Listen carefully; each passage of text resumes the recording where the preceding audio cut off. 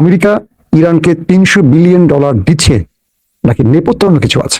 3 নম্বর গুরুত্বপূর্ণ খবর, আমেরিকা ইরানের মধ্যে যুদ্ধবিরতি এবং শান্তি চুক্তি বাস্তবায়নে নেপথ্যে সবচেয়ে বড় ভূমিকা রেখেছে কারা, কিভাবে?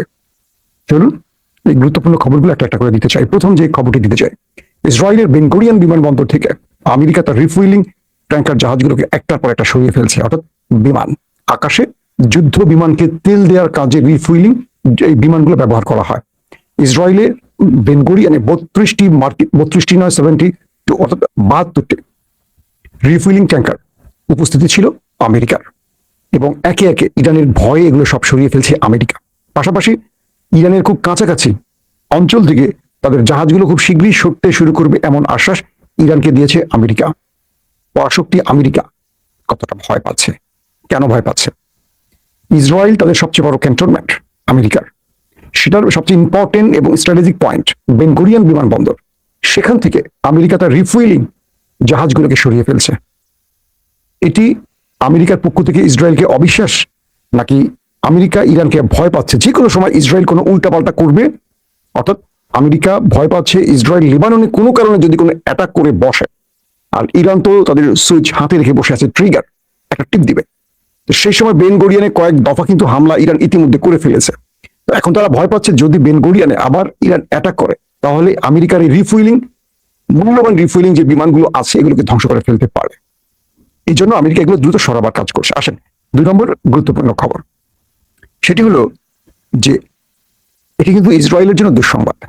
রাশিয়া এবং ইরান, রাশিয়া এবং চায়না সম্মিলিতভাবে ইরানকে এবার ডিফেন্সের ক্ষেত্রে শক্ত বা খুব পারফেক্ট মূল্যবান অস্ত্র দিতে যাচ্ছে। এতদিন আমেরিকা ইরানের উপর স্যাংশন দিয়ে রাখার, নিষেধাজ্ঞা দিয়ে রাখার কারণে প্রকাশ্যে অনেক কিছু এই দুটো দেশ দিতে পারতো না, যেগুলো গোপনে দেওয়া যায় কেবল সেগুলো দিত, প্রকাশ্যে পারতো না, কারণ তাদের উপর অনেক স্যাংশন আসবে। সেই জন্য প্রত্যেকটা রাষ্ট্র তার নিজের স্বার্থকে চিন্তা করতো। তো বলা হচ্ছে এখন রাশিয়া থেকে অ্যাডভান্স এয়ার ডিফেন্স পেতে যাচ্ছে ইরান।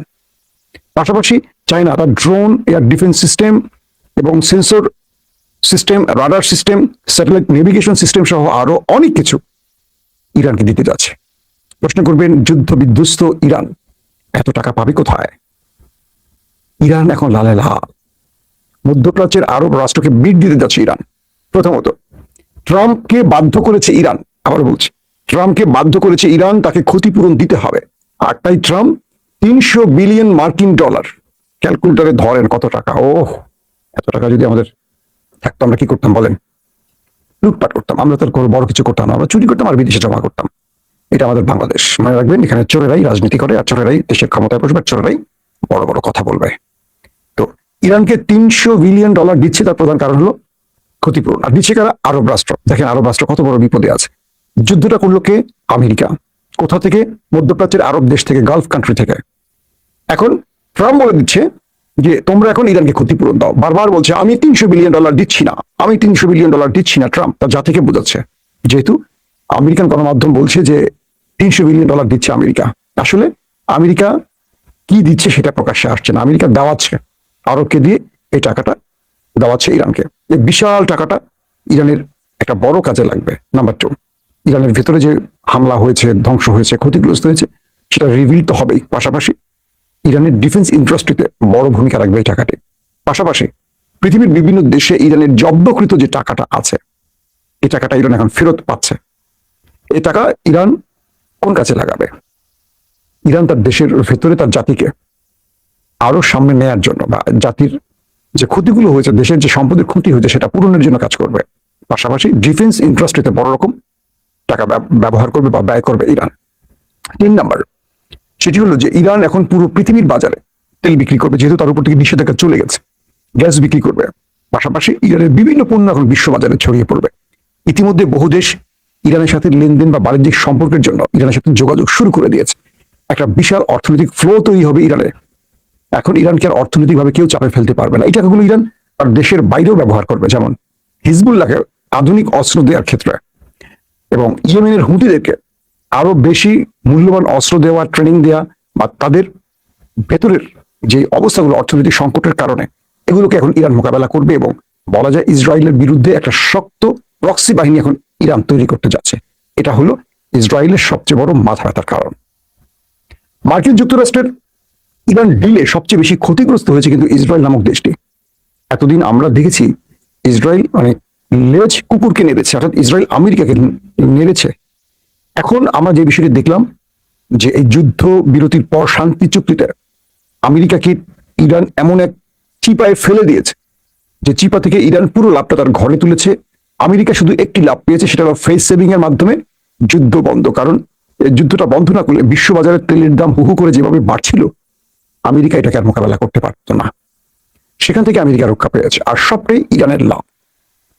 দেখেন, হঠাৎ করে চীন এবং রাশিয়া কেন ইরানকে এই তাদের সবচেয়ে আধুনিক অস্ত্রগুলো দেবে? ইরান আচ্ছা রাশিয়ার একদম সবচেয়ে latest air defence system Russia দিচ্ছে, চীন দিচ্ছে, তাদের ড্রোন দিচ্ছে, তাদের এয়ার ডিফেন্স দেবে, ইলেকট্রনিক ওয়ারফেয়ারের আরো যেসব বিষয়বস্তু আছে সেগুলো পাবে, সেন্সর সিস্টেম পাবে, রাডার সিস্টেম পাবে, স্যাটেলাইট নেভিগেশন, অর্থাৎ কোথায় আক্রমণ করতে হবে, কোথায় আমেরিকা বা ওই দখলদারদের টার্গেট আছে, কোথায় তারা অ্যাটাক করছে, এই সমস্ত বিষয়গুলো যেগুলো এতদিন ইরান ব্যবহার করেছে রাশিয়া এবং চীন থেকে, এগুলো এখন ইরান নিজে পেতে যাচ্ছে।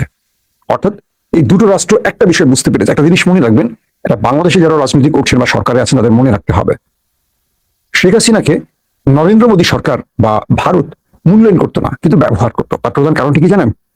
শেখ হাসিনা তাকে বিক্রি করে দিয়েছিল, মানে দেশটাকে বা তাকে ইয়ার কাছে, ভারতের কাছে বিক্রি করে দিয়েছে। তাই সীমান্তে ফেরানির মতো অজস্র মানুষকে মারলেও ভারতের এতটুকু টেনশন ছিল না।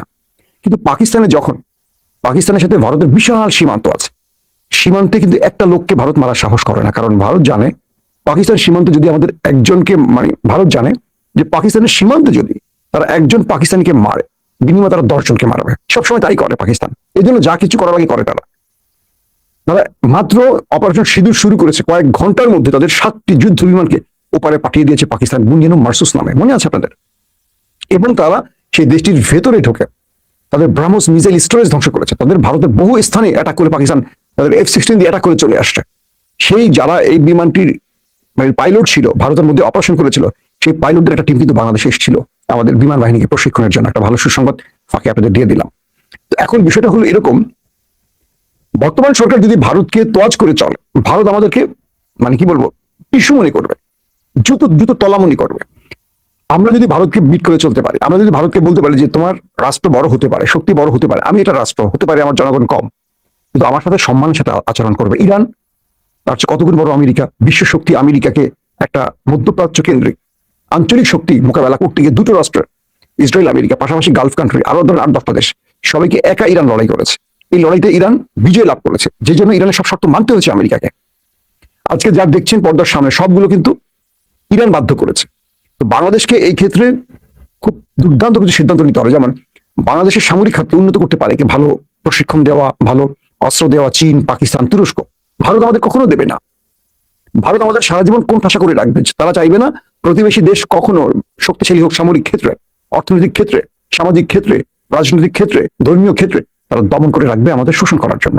এটা সবাই জানে, এটা হাসিনাও জানে, এটা বিএনপিও জানে, কিন্তু ক্ষমতার প্রশ্নে অনেকে আপোষ করে ফেলে। তো এখন যেটা তারেক রহমান কি জানেন না যে 15.5 বছর ভারত হাসিনাকে পালছে, বিএনপিকে বসতে দেয়নি। বিএনপিকে বসিয়েছে কে? বাংলাদেশের ছাত্র জনতা, কৃষক, শ্রমিক, দিনমজুরেরা। সো তারেক রহমানের ঋণটা হলো তাদের কাছে, ভারতের কাছে নয়, এস্টাবলিশমেন্টের কাছে নয়। আসেন, তো এই মুহূর্তে যে বিষয়গুলো আলোচনায় আসছে, যে ইরান এবং পাকিস্তানের, ইরান এবং আমেরিকার মধ্যে নেপথ্যে আসলে কাজ করেছেন কে? প্রথম দফায় আমরা দেখেছিলাম পাকিস্তান, পাকিস্তানের প্রতিবেশী বা পাকিস্তানের সমর্থক হিসেবে দুটো দেশ কাজ করেছে, একটি তুরস্ক, একটি মিশর। কিন্তু শেষে যখন বারবারই ইরান গোড়া ধরছিল যে না, ট্রাম্পের সব দাবি সে মানবে না, এটা মানবে না, ওটা মানবে না, এটা মানবে না, একটার পর একটা, ট্রাম্প তখন বিপাকে পড়ে, তখন ট্রাম্প চলে গেছে কার কাছে? Sheikh Tamim bin Hamad Al Thani, অর্থাৎ কাতারের কাছে। কাতারের সাথে গোপন বা প্রকাশ্যে ইরানের ভালো সম্পর্ক আছে, আপনারা জানেন। কাতারে কিন্তু ইরান কয়েক দফা হিট করেছে, কিন্তু কোথায় করেছে? সব আর্মির মানে আমেরিকান সেনাবাহিনীর পজিশনগুলোতে, তাদের সম্পদের উপর, তাদের ঘাঁটিগুলোকে, তাদের বিভিন্ন স্ট্র্যাটেজিক পয়েন্টগুলোতে অ্যাটাক করেছে কে? ইরান। তো শেষ পর্যন্ত এই কাতার, ইরান এবং আমেরিকার মধ্যে যে মধ্যস্থতা, যেটা সুইজারল্যান্ডের জেনেভায় অফিসিয়ালি অ্যানাউন্সের মাধ্যমে হতে যাচ্ছে, এটার মূল কারিগর ছিল কাতার। আর আসিফ মনির আজকে ফিনান্সিয়াল টাইমে দেখলাম, আমেরিকান গণমাধ্যমে ফাইন্যান্সিয়াল টাইম এই খবরটি তারা একটা প্রতিবেদন আকারে প্রকাশ করেছে। সেখানে তারা বলছে যে ডোনাল্ড ট্রাম্পের পক্ষ থেকে যিনি কাজটি করেছেন তিনি জেডি ভেন্স নন, তিনি হলেন পাকিস্তানের সেনাপ্রধান আসিফ মনির। মূলত তিনি আমেরিকার পক্ষ নিয়ে ইরানের সাথে দুটি এলি করেছেন, আর তিনি সেখানে শাহবাজ শরীফ এবং মহসিন নাকভিকে ব্যবহার করেছেন, একজন প্রধানমন্ত্রী, একজন স্বরাষ্ট্রমন্ত্রী।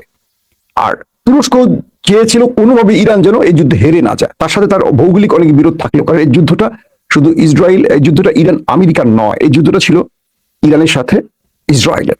কারণ ইরান এই যুদ্ধে হেরে গেলে দ্বিগুণ শক্তি নিয়ে ইসরায়েল নামবে তার গ্রেটার ইসরায়েল তৈরিতে, আর সেখানে তাদের টার্গেট ইসরায়েল, কি বলে তুরস্ক। তো তুরস্ক নেপথ্যে বসে, যেহেতু আমেরিকান মিত্র বা নেটো সদস্য, তারা প্রকাশ্যে ইসরায়েলের বিরুদ্ধে কথা বললেও আমেরিকার বিরুদ্ধে বলতো না। প্রতিদিন এরদোয়ান নেতানিয়াহুকে ধুয়ে দিত। এবং যখন এই যুদ্ধটা চলছিল তুরস্ক, তখন তারা কি করছে, তাদের সেই জাহাজগুলোকে মানে ইউরোপ দুনিয়াকে নিয়ে, ইউরোপের বিভিন্ন সামাজিক সংগঠন, শিল্পী, সাহিত্যিকদেরকে দিয়ে ফিলিস্তিনের সাহায্যের নাম করে ইসরায়েলের উপর চাপ বৃদ্ধি করে। এই ফাঁকে ইসরায়েল যখন একটু দিকে নজর দেয়, ওখান থেকে ইরান আবার ইসরায়েলে অ্যাটাক করার সুযোগটি পায়।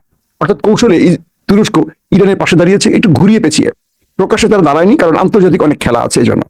এবং ইরান তুরস্কের এই অবদানকে হয়তো মনে রাখবে, যদি না রাখে সেটা হয়তো তারা সামনের দিনে অনেক বড় ভুল করতে পারে।